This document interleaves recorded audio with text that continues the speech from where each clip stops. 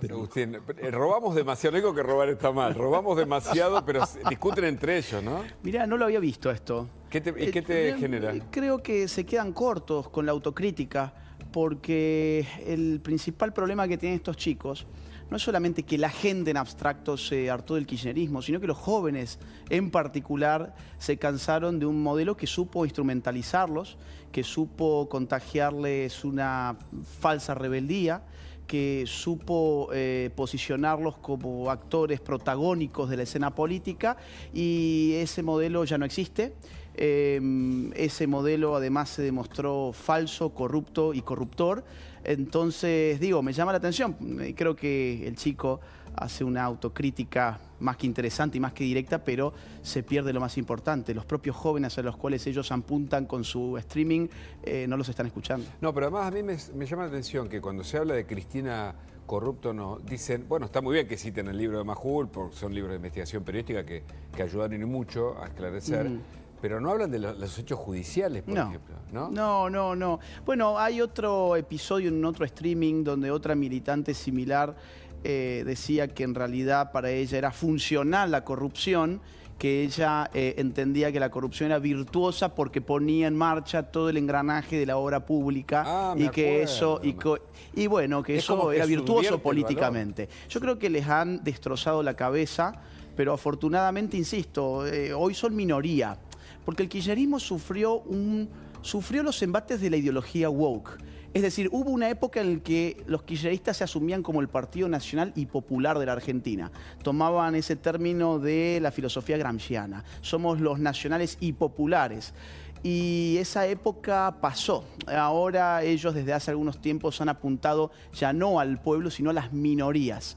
Y han cambiado a su sujeto político. Hoy el Partido Nacional y Popular en la Argentina es el de Javier Milei, que llega transversalmente a todas las capas sociales, desde las altas hasta las bajas, que está llegando a jóvenes, a adultos, incluso cada vez más gente grande en la que al inicio había cierta resistencia, está llegando cada vez más a mujeres con datos clarísimos que parecían impensables hace apenas un año. Por ejemplo, ver que este gobierno, o que en el marco de este gobierno los femicidios caigan cerca de un 20% respecto de las gestiones kirchneristas, bueno, tiran por la borda una serie de relatos que estaban en el corazón del kirchnerismo. Ahora, vos decís que ahora el Partido Nacional y Popular, digamos. Sí, Nacional y Popular. Nacional y Popular.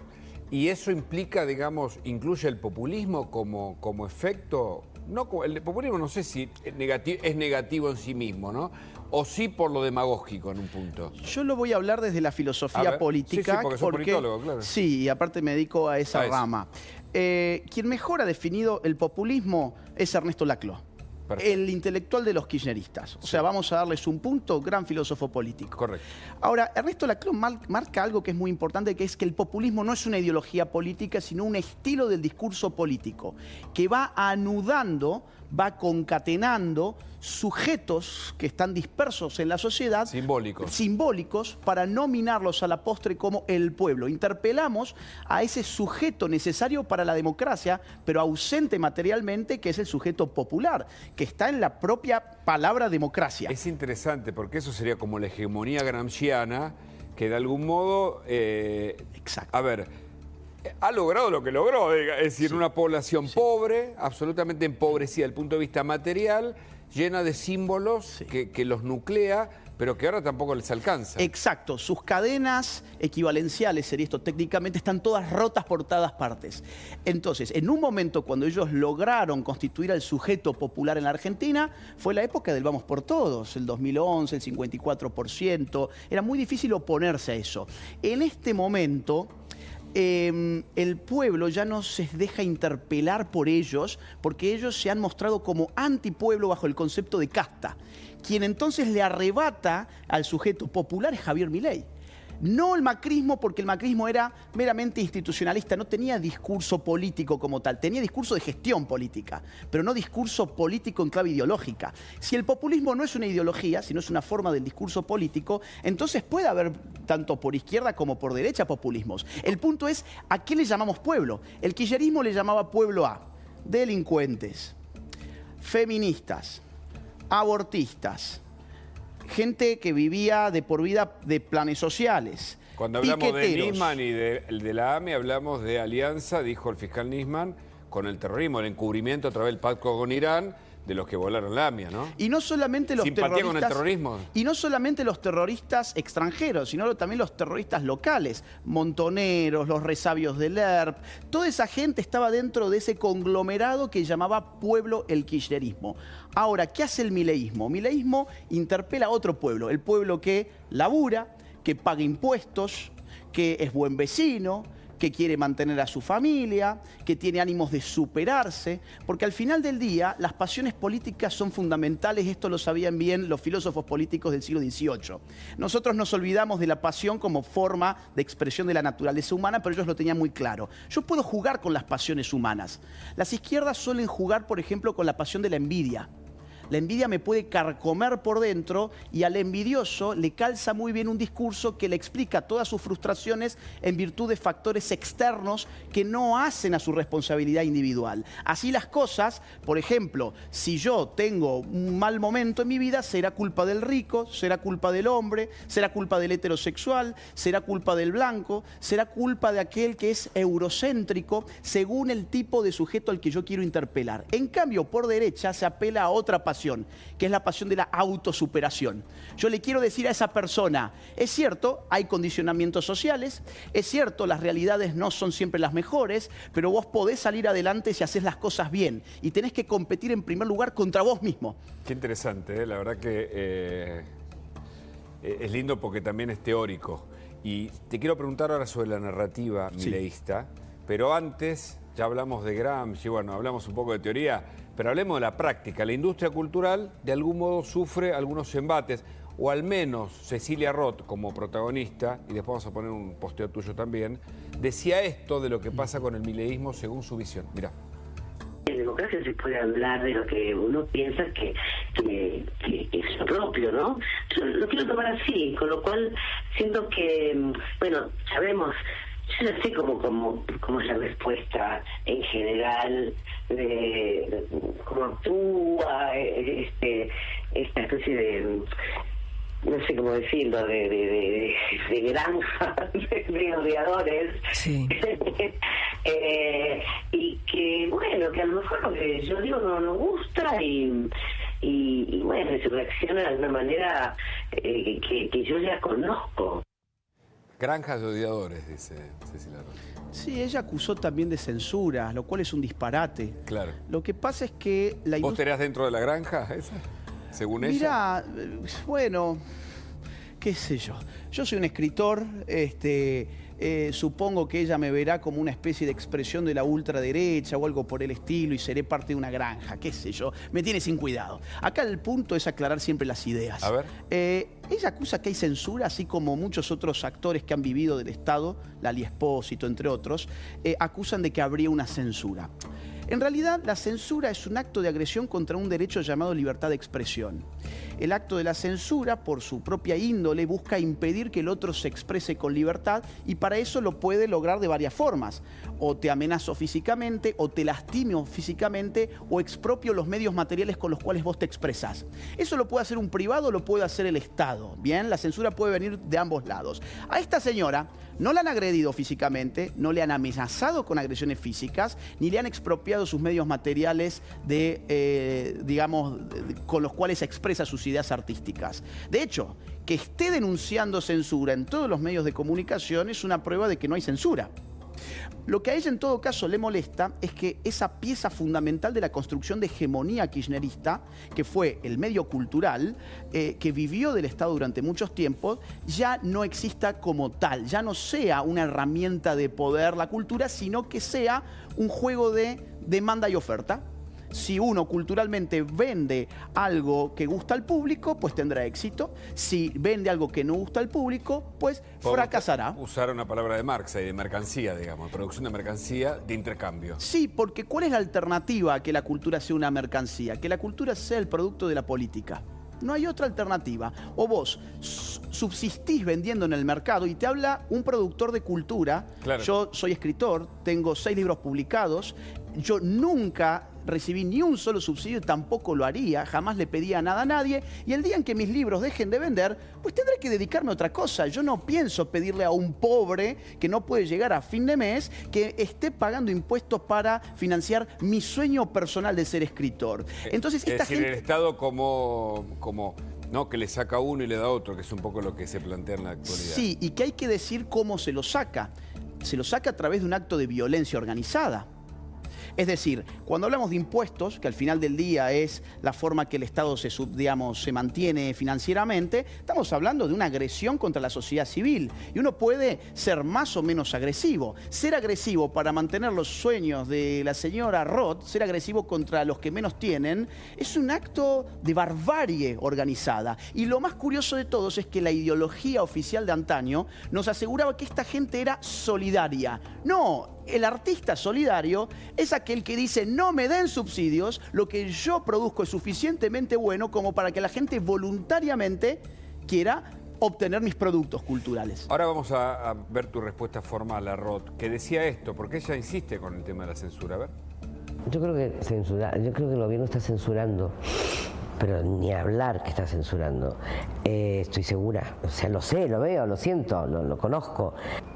No se puede hablar sobre la dictadura cívico-militar, no se puede hablar de género en cine, no se puede hablar de cambio climático y no puede haber ninguna película en la que aparezca Lali Espósito, ni en un personaje pequeño. Eso no se puede ver, o sea, de las películas ya hechas, no se puede ver en ningún lugar público, quiero decir, escuelas públicas, universidades, organismos públicos, no se pueden proyectar películas que tengan estas 4 censuras. Agustín. Está tomando la gente de idiota. Directamente, te lo digo así. ¿Por qué? Porque lo que a ella le molesta no es que no se pueda hablar de género, porque sí que se puede hablar de género. Lo que a ella le molesta es que ahora se puede hablar en contra de la ideología de género. Es decir, que tengamos más de una alternativa, porque cuando no tenés una sola alternativa no tenés libertad. Tenés que tener por lo menos 2 opciones. Y ahora tenés la opción de decir: che, esta paparruchada de que mi autopercepción determina mi identidad sexual es una estupidez que no se sostiene. No se puede sostener. Eso es lo que le molesta, no la censura. Porque no hay censura para decir que la autopercepción sí determina tu identidad sexual. Por otro lado, no es que le moleste que no se pueda hablar de cambio climático. Lo que le molesta es que haya gente que dice que el cambio climático no tiene raíces antropogénicas, que es muy distinto. O sea, que haya más de una sola voz. Y lo que le molesta no es que no se puedan ver las películas donde aparece Lali Espósito, porque cualquiera puede ir al cine a comprarle el tiquete o verlas en su computadora o en su TV. Lo que le molesta en todo caso es que Lali Espósito ya no reciba las sumas multimillonarias de parte de la casta política para desempeñar sus actividades artísticas. Eso es lo que le molesta y la gente lo sabe. Nadie puede seriamente sostener que en la Argentina hay censura cuando la libertad de expresión está totalmente garantizada. Que te quiten el subsidio en realidad es devolverle libertad a la gente, porque cuanto más subsidio un sector, más le tengo que quitar al otro. Creo que hay un posteo, ¿no? Que cuando comenzó con este debate vos pusiste, a ver si lo tenemos. Sí, es un poco largo. Sí, veamos aunque sea un párrafo, solamente como para, ya que pusimos 2 declaraciones de Cecilia Roth, vos pones los desvaríos de Cecilia Roth, en un rapto de insólito desquicio, la actriz acusó a Milei de censura, el gobierno está censurando, lo sé, lo veo, lo siento, no se puede hablar sobre dictadura, ni de género, ni de cambio climático, no se puede ver ninguna película en la que aparezca Lali Espósito, es increíble. Bueno, esto es lo que dijo recién Cecilia Roth, y vos después decís, siempre es divertido constatar que la realidad más palpable es exactamente la opuesta a la que la casta, en este caso la casta cultural, cree interpretar. Aquello que no la ven ha venido a poner de manifiesto en lenguaje coloquial los efectos de la abrumadora alineación que sufren los sectores adictos al partido del Estado. ¿Cómo es esto? Bueno, el Partido del Estado es un conglomerado de sectores que han sido beneficiados injustamente por los aparatos políticos estatales. La cultura, como decíamos, ha sido un sector que no ha jugado de manera limpia, no ha jugado con las mismas reglas con las que juega un verdulero, un carnicero, una persona que vende algún bien que como no es considerado un bien de alta cultura, claro, entonces no merecen subsidios. Porque además habría que explicar que el concepto de cultura elitista no funciona. El verdulero probablemente produzca tanta cultura como cualquier, digamos, persona que... Lo que pasa es que acá nos referíamos a un tipo de producción de bien cultural. Exactamente. Como se llama entre comillas, ¿no? Un bien cultural, pero que aparte, a ver, es que también acá hay una cuestión que hay que entender. ¿Por qué el ámbito de la cultura tiende a la izquierda en prácticamente todo Occidente? ¿Por qué? Porque le cuesta mucho vender sus productos en el mercado. Entonces, esas personas salen de sus universidades con grandes ínfulas, un filósofo, por ejemplo, ¿no? Un experto en bellas artes, salen diciendo, ¡qué genio que soy! Pero ocurre que después me subo a mi autito y es un autito muy humilde. Yo tengo un auto muy humilde como escritor. Yo ando en un Clio del año 2010 más o menos, pero no me resiento con eso. ¿Vos estás haciendo una tesis sobre filosofía política? Sí. Yo estudio en España una tesis doctoral. Entonces, ¿qué pasa con estos tipos? Dicen, che, el verdulero, mirá lo bien que le va económicamente. Y yo, que soy un genio de la filosofía, no vivo esas condiciones materiales. ¿Por qué? Porque hay injusticia. El Estado me tiene que pagar a mí lo que la sociedad no me quiere retribuir libremente. Entonces, evidentemente, al final es una decisión que más que ideológica es económica. Voy a apoyar un sistema estatista porque dependo materialmente de que esos políticos inflen el Estado. Estaba pensando en Sabina, que dijo que la izquierda lo decepcionó, como tantos otros que descubren que todo lo que la izquierda prometía durante el siglo pasado y que genera una posmodernidad revulsiva, como si el sistema anterior se hubiera agotado, bueno, se da cuenta, ¿no? Como se dice ahora, la ve, ¿no? En el sentido de vio la luz o entendió. Había, digamos, el romanticismo del mundo justo que promete la izquierda, ¿fracasó? Fracasó la izquierda que luchaba por las clases bajas. La izquierda era un proyecto concebido para levantar a las clases desfavorecidas de la sociedad. Y muy rápidamente uno empezó a constatar que en los lugares donde triunfaba la izquierda la gente se empobrecía cada vez más y esa gente al final, como no podía votar, empezaba a votar con los pies. Ya no votaba con las manos, empezaba a votar con los pies. Los cubanos iban a la Florida. Los venezolanos generaron una diáspora de 8 millones que ya viven fuera de Venezuela y se espera 4, 5, 6 millones más después de lo del 10 de enero.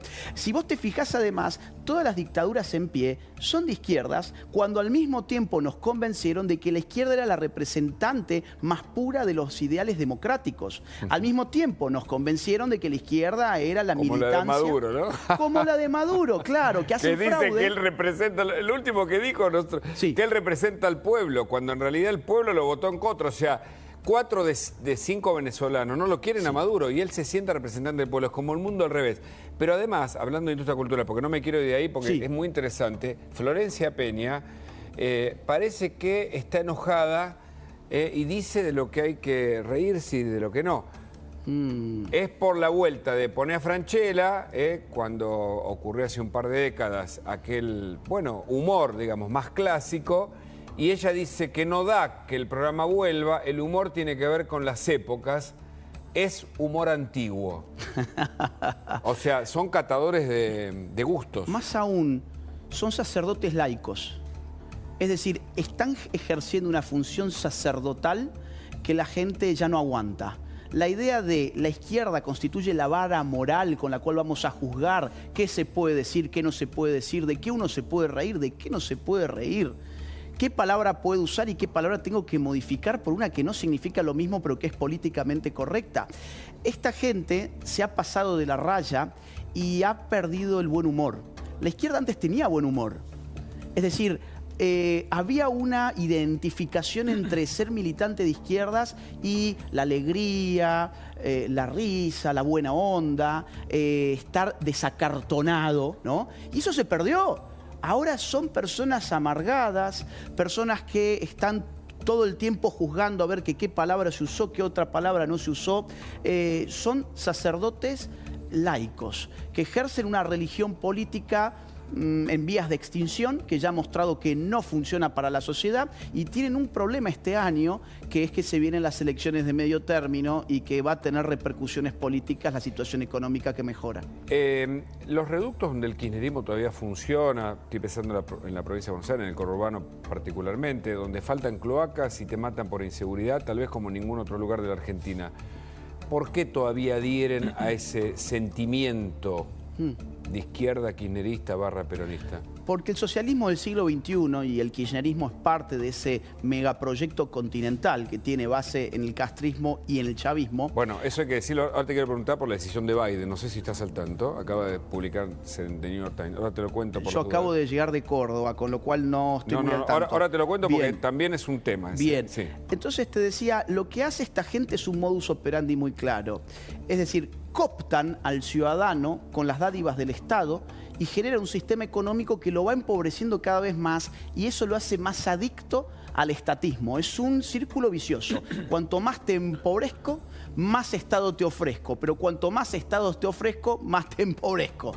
Entonces, si eso yo lo combino con un proceso de, digamos, de idiotización, de generar ciudadanos que, bueno, por sus condiciones, que yo no las voy a juzgar moralmente, pero sí políticamente, son personas que al final del día están dispuestas a votar por cualquiera que le dé al cortísimo plazo alguna satisfacción menor, pues entonces tenés al reo político perfecto. Eso es lo que hicieron en todos los países donde gobernaron, y en Argentina la tuvieron más complicada por la fortaleza de su clase media, que nunca llegó a caer en esa rueda tan nefasta. En el escenario mundial quedan, por supuesto, dictaduras, quedan tiranías. La de Venezuela es una muy concreta, apoyada y sostenida por la de Cuba. Sí. Y por China y por Rusia. Y por China y por Rusia. Y por los negocios que hay detrás. Acaban de publicarse en el New York Times una decisión del presidente Biden, a punto de irse del gobierno, que le saca el mote de propiciador del terrorismo al régimen cubano, ¿no, Jan? Y esto demuestra que es un revés para quienes están peleando porque vuelva la democracia en Venezuela. Ahora, ¿hay un escenario entonces internacional? Sí, a ver, en todos lados se está verificando que la contradicción derecha-izquierda está más viva que nunca, que el centrismo está en un proceso de crisis, y en esa clave el Partido Republicano y el Partido Demócrata, que antes en la mayoría de los temas estaban más o menos a favor, eran centro-izquierda, centro-derecha, ahora se han radicalizado cada uno para su lado. Tenemos una derecha muy clara con Trump y tenemos una izquierda muy clara con Biden y luego con Harris. Me interesa eso, porque esto es sobre lo que te quiero preguntar en este año electoral, la narrativa de Milei o la narrativa libertaria, que viene a ocupar ese espacio, pero viene con todo. Me lo contás en un ratito, porque Alfredo Drochi es un vecino de La Plata. Esto, a ver, yo no sé si es parecido a las autodefensas de Colombia y luego de México, vecinos que luchaban contra el narco, se armaban, bueno, se desencadenó todo un caos, pero que en La Plata se quieren armar porque dicen que el Estado no los defiende y que los ladrones van abriendo las casas como si fueran suyas y van robando, y entonces pusieron estos carteles. ¿No? Yo haría la siguiente reflexión. ¿Para qué queremos un Estado? Partamos de ahí. ¿Para qué queremos un Estado? Bueno, lo queremos para que proteja ciertos derechos. Hacemos un contrato social porque queremos que haya una autoridad armada que proteja ciertos derechos. ¿A qué le llamamos derechos en este país? Sería la gran pregunta entonces. Bueno, hay algunos que llamamos derecho a la vida, que nadie me quite mi vida; libertad, que nadie me someta a la servidumbre; y propiedad, que nadie me robe el fruto de mi labor, de mi trabajo. Para esos tres derechos necesito una buena policía. Una policía que aplique mano firme allí donde esos derechos se vulneran. Pero hay otro sector de la Argentina que le ha llamado derecho a otras cosas. Le han llamado derecho a que el Estado te dé hormonas para convertirte supuestamente en una mujer. Le ha llamado derechos a darte plata para que no trabajes y te quedes en tu casa. Le han llamado derechos a ponerte los partiditos de fútbol gratis. Y para esos derechos no necesitas ninguna policía. Lo que te hace falta son impuestos para sacarles a unos y darles a otros. Esos son los dos modelos que están en pugna en la Argentina.